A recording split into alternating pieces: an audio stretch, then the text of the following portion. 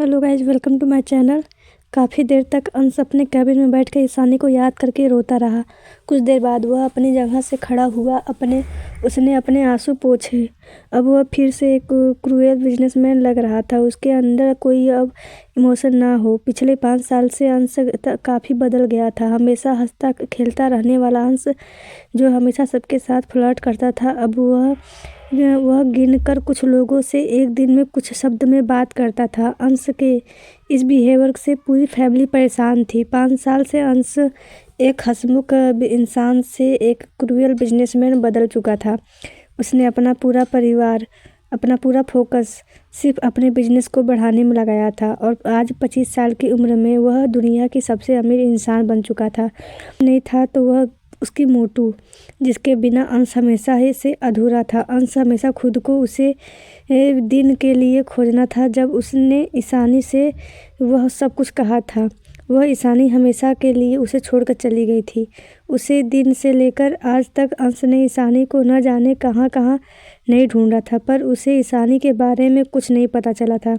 5 सालों से अंश और ओम एक दूसरे से बात नहीं करते थे। हालांकि अंश का परिवार और ओम का परिवार हमेशा से क्लोज था, जिस वजह से उनकी मुलाकात होती थी। जब भी अंश उनसे बात करने की कोशिश करता था तो ओम उसे इग्नोर करके दूसरी तरफ चला जाता था। कृष और दक्ष करीब 1 साल तक अंश से गुस्सा रह, पर बाद में उन्होंने अंश को माफ़ कर दिया, क्योंकि अंश की हालत देखकर वह लोग उससे बात किए बिना नहीं रह सके। पिछले 5 सालों से ईशानी के बिना अंश कितना तड़पाया है, यह बात हर कोई जानता था, क्योंकि अंश पूरी तरह से जिंदा लाश बन चुका था, या फिर कह सकते हैं कि कम से कम करने वाला एक रोबोट। उसके अंदर का वह पुराना अंश पूरी तरह से मर चुका था, या फिर ईशानी के साथ ही चला गया था। अंश ने खुद को संभाला और कैबिन से बाहर निकला। जैसे ही वह बाहर निकला, एक लड़की धड़ाम से उसे टकरा गई। अंश ने उसे लड़की को नहीं पकड़ा और वह लड़की ज़मीन पर गिर गई। उसे लड़की ने एक चीख के साथ कहा, सर। अंश ने उस लड़की की तरफ देखा जो ज़मीन पर गिरी हुई थी। उसने गुस्से से कहा, भगवान ने आंखें दी हैं तो उसका इस्तेमाल करो। वह लड़की को कोई और नहीं बल्कि रिया थी। रिया पिछले 3 सालों से अंश के ऑफिस में काम कर रही थी। उसने अपने बलबूते पर यहाँ पर नौकरी हासिल की थी। असल में वह अंश को फंसाने के लिए यहाँ पर आई थी, पर 3 सालों से अंश ने गिन कर उससे के साथ कुछ बार ही बात की थी, वह भी सिर्फ उसे डांटने के लिए। अंश को खुद पर गुस्सा करता देखा रिया ने मन ही मन कहा, आखिर इंसान को हो क्या गया है। उसने फिर नकली आंखों से आंसू भरते हुए पैर में मोच आ गई। रिया असल में पहले अंश को ऑफिस में अंश कहती थी, पर अंश ने एक बार उसे बहुत बुरी तरीके से डांटा था कि वह उसका दोस्त नहीं बल्कि उसका बॉस है। तब से रिया ऑफिस में अंश को बॉस या फिर सर कहती थी और ऑफिस से के बाहर उससे फ्लर्ट करने की कोशिश करती थी, पर अंश हर बार उसे इग्नोर करके चला जाता था। रिया की बात सुनकर अंश ने उसे घूर के देखा और साइड में खड़े एक पियोन से कहा, इसे उठा कर ले जाओ। इतना कहकर वह वहाँ से चला गया। वहीं रिया जो कि यह सोच रही थी कि अंश उसकी उठने में मदद करेगा। प्यान को उठाने को कहा। वो गुस्से में उससे तरफ देखा जिस तरफ अंश गया था और खुद उठकर खड़ी हो गई। उसने गुस्से से मन ही मन कहा, अंश कपूर पर पूरे 3 साल इस ऑफिस में एक सेक्रेटरी की जॉब कर रही हूँ ताकि तुम्हारे करीब आ सकूँ, पर तुम हो कि मुझे आँख उठाकर भी नहीं देखे। आखिर क्या है उस ईशानी में जो आज तक तुम उसे नहीं भूल पाए। 3 साल पहले की गई मेरी गलती के कारण तुम उसके नज़दीक गए थे, पर अब तो वह तुमसे इतनी दूर जा चुकी है कि तुम्हें पता भी नहीं वो कहाँ है। फिर भी तुम उसी के चक्कर में पड़े हो और उसे ही ढूंढ रहे हो। दूसरी तरफ सिंघानिया हाउस में इस वक्त सभी लोग काफ़ी उदास थे। जानकी जी का आँखों से लगातार आंसू भर रहे थे। जानकी जी के बगल में सोनिया। जानकी जी ने रोते हुए कहा, कैसे हैं तुम्हारे दादाजी। जानकी जी की बात सुनकर ईशान ने उनकी तरफ देखा। उसकी कुछ कहने की हिम्मत नहीं हो रही थी। वहीं उसे चुप देख कर जानकी जी ने चिल्लाते हुए कहा, ईशान, हमने पूछा तुम्हारे दादाजी कैसे हैं? जानकी जी की बात सुनकर ईशान ने गहरी सांस लेते हुए कहा, डॉक्टर ने कहा है कि अभी तो दादाजी की कंडीशन स्टेबल है, पर वह आगे कुछ नहीं कह सकते। ईशान की बात सुनकर जानकी जी जोर जोर से रोने लगी।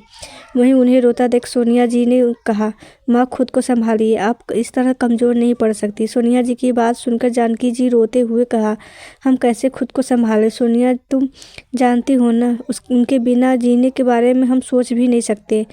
वह इस तरह से हमें छोड़कर कैसे जा सकते हैं? उन्हें ठीक होना ही होगा हमारे लिए। जानकी जी की बात सुनकर सोनिया जी ने कहा, माँ पापा ठीक हो जाएंगे, आप बस हिम्मत रखिए। जानकी जी जो अब तक रो रही थी, उन्होंने इसका कैसे जा सकते, उन्हें ठीक होना ही होगा हमारे लिए। जानकी जी की बात सुनकर सोनिया जी ने कहा, माँ पापा ठीक हो जाएंगे, आप बस हिम्मत रखिए। जानकी जी जो अब तक रो रही थी, उन्होंने ईशान की तरफ देखते हुए कहा, ईशान, ईशानी को बुलाओ, तुम्हारे दादाजी ईशानी को देख कर जरूर ठीक हो जाएंगे। पिछले 5 सालों से ईशानी को देखने के लिए उनकी आंखें तरस गई थी। आखिर ईशानी उनकी लाडली है, इकलौती पोती है। ईशानी को फ़ोन करो। ईशान उसे कहा कि वह जल्दी से जल्दी यहाँ आ जाए, उसके दादाजी को उसकी ज़रूरत है। जानकी जी की बात सुनकर ईशान ने कुछ सोचा, तभी सोनिया जी ने कहा, ईशान, ईशानी को फ़ोन करके बताओ, पिछले 5 सालों से हमने 1000 बार उसे इंडिया आने के लिए कहा, पर वह लड़की हमारी बात मानने को तैयार नहीं है। पर अब उसे इंडिया आना ही होगा, उसके दादाजी की जान का सवाल है। और ईशानी इतनी क्रूअल नहीं हो सकती कि वह जानने के बाद भी उसके दादाजी को हार्ट अटैक आया है, वह इंडिया ना आए। उसे कॉल करो ईशान। अपनी दादी और माँ की बात सुनकर ईशान ने गहरी सांस ली और अपना फ़ोन निकाल कर कॉल डायल कर दिया। दूसरी तरफ से ईशानी इस वक्त अपनी डिजाइनिंग कंपनी के हेड ऑफिस में बैठकर कुछ इंपॉर्टेंट डॉक्यूमेंट चेक कर रही थी और कुछ डिज़ाइन को स्टडी कर रही थी, जो कि उसके देखे फ़ोन उठा लिया और तभी वो अपनी कमांडिंग टोन में कहा, ईशानी सिंघानिया हियर। ईशानी की आवाज़ सुनकर दूसरी तरफ से ईशान कुछ देर तक चुप रहा। फिर उसने गहरी सांस लेते हुए कहा, ईशानी जो कि फाइल को देख रही थी। ईशान की आवाज़ सुनकर उसने कहा, क्या हुआ भाई? ईशान की आवाज़ से ही वह समझ गई थी कि ज़रूर कोई प्रॉब्लम है। ईशान ने गहरी सांस लेते हुए कहा, ईशानी, दादाजी को हार्ट अटैक आ गया है। ईशान की बात सुनकर ईशानी जल्दी से अपनी जगह से खड़ी हुई। उसने घबराते हुए फ़ोन पर चिल्लाते हुए कहा, यह कैसे हो गया भाई? और इस वक्त दादाजी की तबीयत कैसी है? दादाजी कहाँ है? ईशानी को लगातार सवाल पूछता देखकर ईशानी,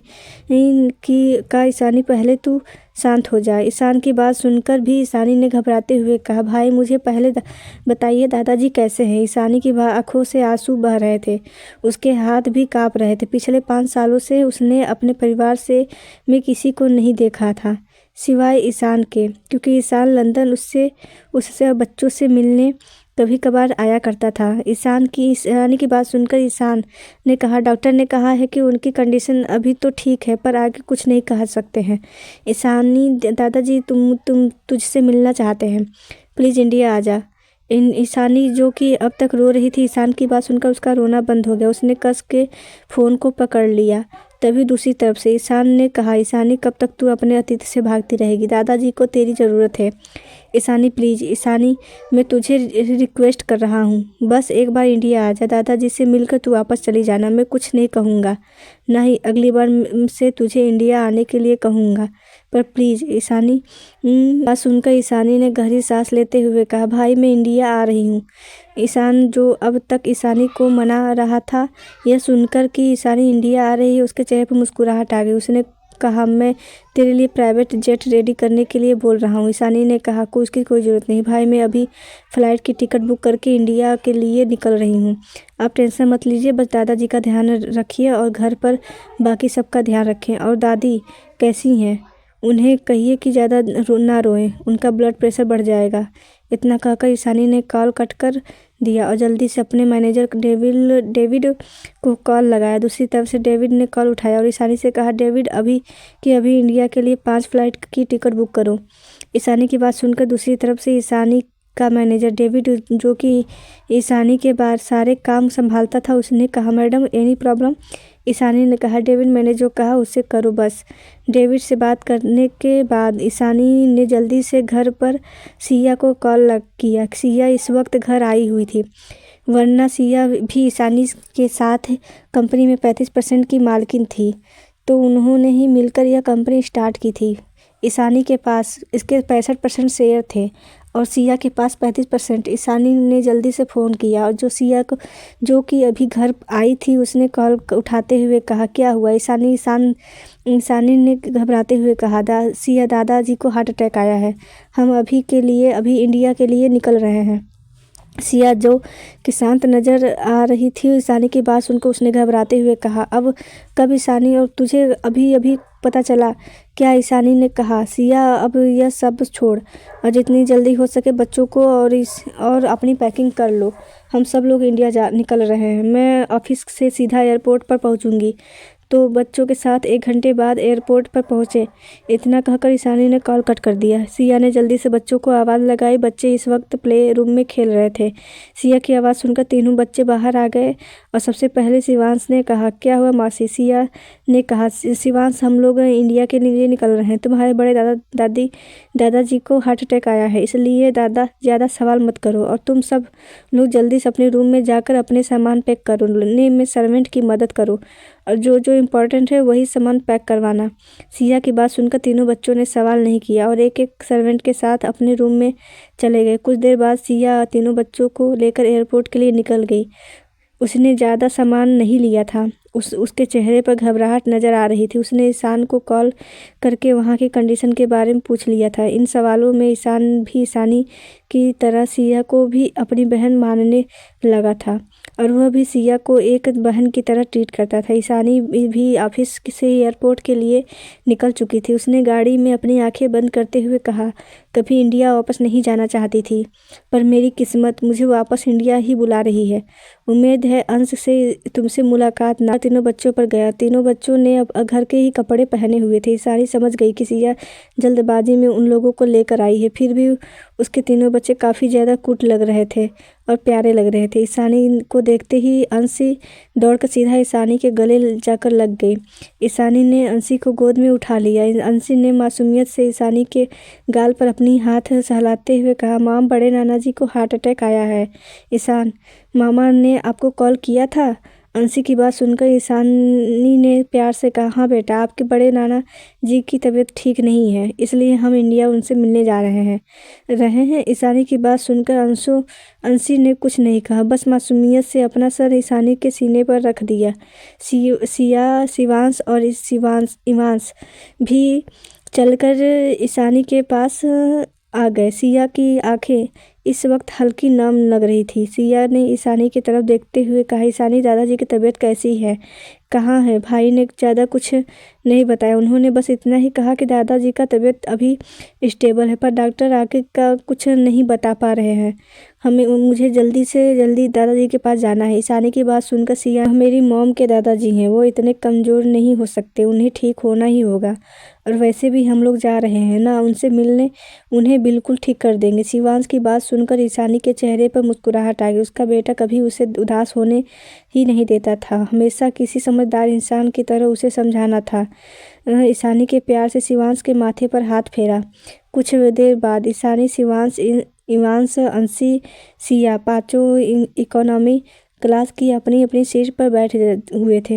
लास्ट मोमेंट पर टिकट बुक करने के कारण उन्हें बिजनेस क्लास की टिकट नहीं मिल पाई थी और उन लोगों को एक लाइन में सीट भी नहीं मिली थी। 2 सीट एक तरफ थी और बाकी 3 सीट दूसरी तरफ थी। इस वक्त ईशानी एक साथ अंशी बैठी हुई थी और सिया के साथ इवांश और शिवांश। फ्लाइट इंडिया के लिए उड़ान भर चुकी थी। ईशानी इस वक्त खिड़की के पास बैठी हुई थी, वहीं उसके बगल में अंशी अपने हाथ में एक पजल उलझा रही थी। ईशानी ने अपनी आंख बंद करके उसकी आंखों के सामने अंश का चेहरा आ गया। बचपन से लेकर अंश के साथ ही की गई मस्तियाँ और किस तरह से वह अंश को छोड़कर आई थी, सब कुछ उसके सामने एक तरफ रील की तरह घूमने लगा था। ईशानी के ने प्लान के बाहर बादलों को देखते हुए कहा, काश हम अलग नहीं हुए होते।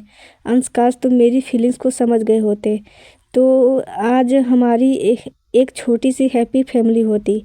मैं, तुम और तुम हमारे बच्चे तीनों बच्चे। आज भी जब बच्चे पूछते हैं कि उनका सरनेम कपूर क्यों है, मेरे पास जवाब नहीं होता। अंश, पर मैं इतनी बुरी नहीं हूँ कि तुम्हारे बच्चों को उनका सरनेम भी न छीन लूँ। भले ही तुम्हें कभी पता न चले कि तुम्हारे 3 बच्चे हैं, पर तुम्हारे बच्चों के पीछे तुम्हारा ही नाम लगेगा। अंश कहकर ईशानी ने अपनी आंखें बंद कर ली। वहीं इस वक्त इंडिया में इस वक्त रात का टाइम हो रहा था। आज कपूर मैंशन जल्दी आ गया था। इस वक्त वह अपने रूम में बैठा हुआ था। उसके हाथ में एक तस्वीर थी जिसे वह काफ़ी टाइम से लगातार देख रहा था। तस्वीर की फ्रेम पर अंश के आंसू के निशान बने हुए थे। ऐसा लग रहा था जैसे वह काफ़ी टाइम से रो रहा है। अंश का उसे तस्वीर को देख ही रहा था कि तभी कमरे का दरवाज़ा खुला। अंश तस्वीर को देखने में इतना खोया हुआ था कि उसे इस बात का एहसास नहीं हुआ। दरवाज़ा खोलकर अंश की माँ संगीता जी अंदर आई। उनका ध्यान अंश की तरफ गया, जो कि बेड पर बिना पलक के झपकाए बैठा हुआ था। उसके हाथ में तस्वीर देखकर संगीता जी की आंखों में भी आंसू आ गए। संगीता जी अपने बेटे की इस 5 सालों में हालत देखी थी। उनका बेटा जो हमेशा खुश रहता था, 5 सालों में उन्होंने उसे बेटे के चेहरे पर मुस्कुराहट नहीं देखी थी। संगीता जी धीरे से चलकर अंश के पास आकर खड़ी हो गई। अंश का ध्यान अभी भी उनकी तरफ नहीं था। संगीता जी ने ध्यान उस तस्वीर पर तरफ गया।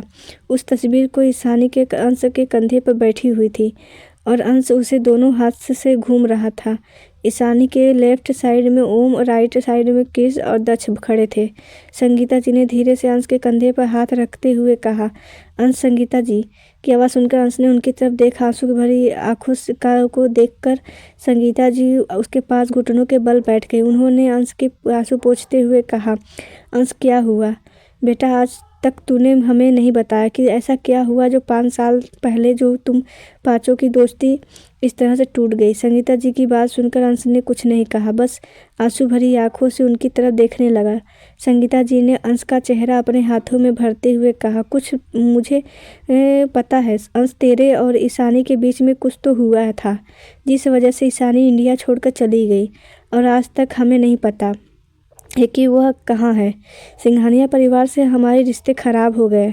हालांकि हम आज भी उनसे बात करते हैं, पर वह पहले वाली मिठास नहीं रही। ईशानी, जिसके बिना तू 1 मिनट नहीं रह सकता था, 5 सालों से तूने एक बार भी ईशानी को नहीं देखा, ना ही तुझे पता है ईशानी कहाँ है। अंश, मुझे सच जानना है बेटा, आखिर क्या बात हुआ है? 5 साल पहले जो 5 साल से तू इतना बदल चुका है, तूने ज़िंदगी जीना छोड़ दिया है।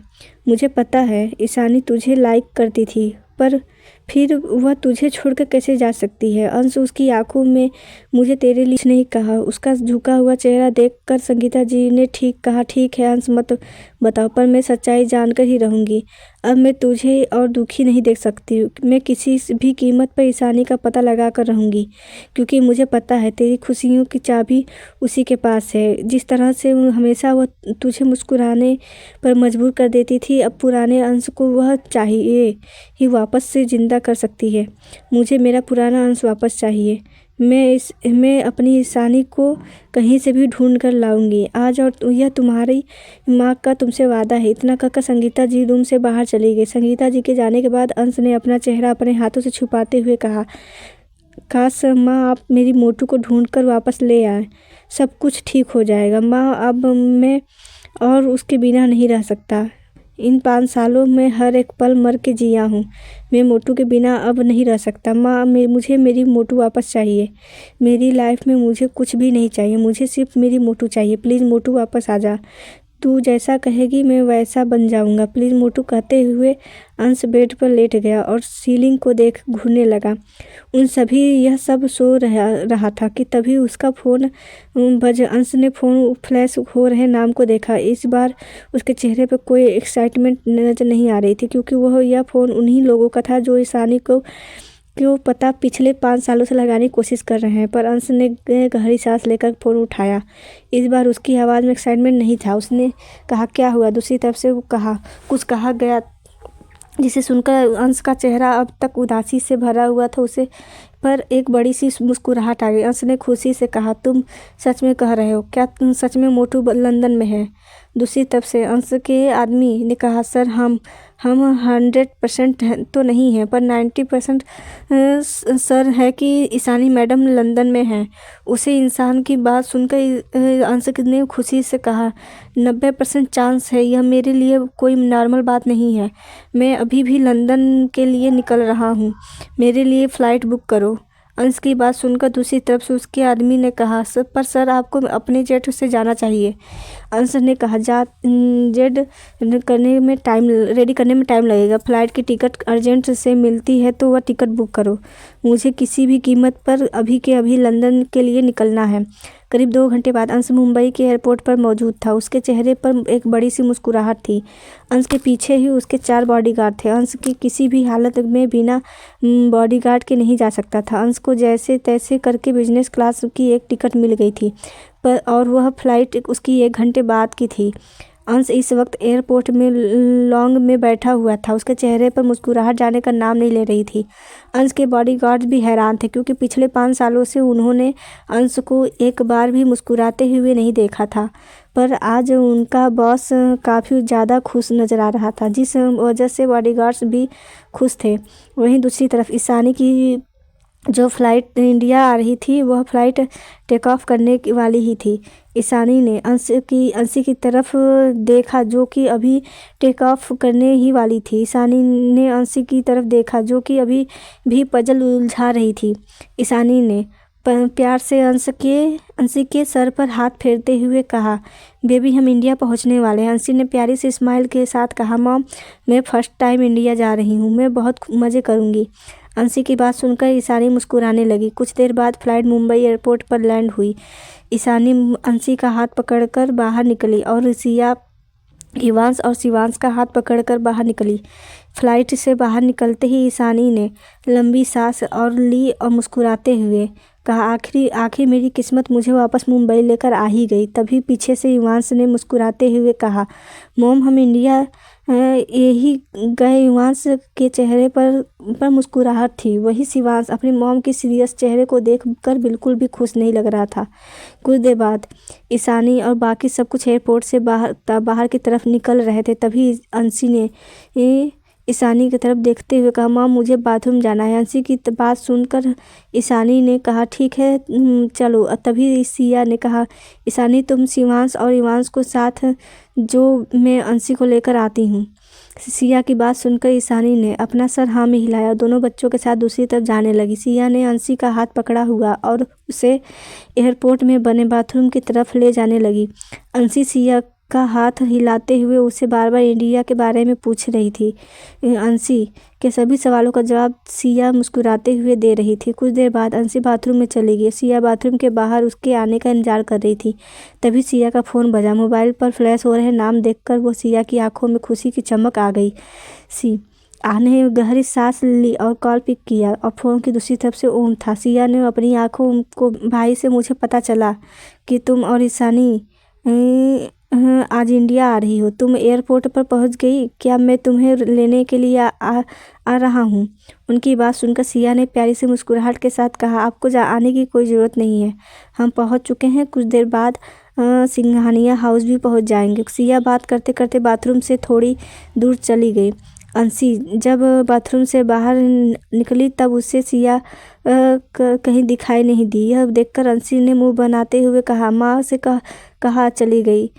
इतना कहकर वह मुंह बनाकर इधर उधर सिया को ढूंढने लगी। तभी उसका ध्यान लाउंज में बैठे अंश पर गया, जो कि इस वक्त मोबाइल पर कुछ कर रहा था। अंश इस वक्त काफ़ी एटीट्यूड में बैठा हुआ था और उसके आसपास के चारों बॉडीगार्ड उसे एक रॉयल लुक दे रहे थे। अंश को देखकर अंशी की आंखों में चमक आ गई। अंशी ने एक नज़र चारों तरफ देखा और अपने छोटे छोटे पैरों से दौड़ते हुए अंश की तरफ जाने लगी। अंश जो कि मोबाइल में कुछ कर रहा था, उसे एक प्यारी सी आवाज़ सुनाई दी, हाय हैंडसम।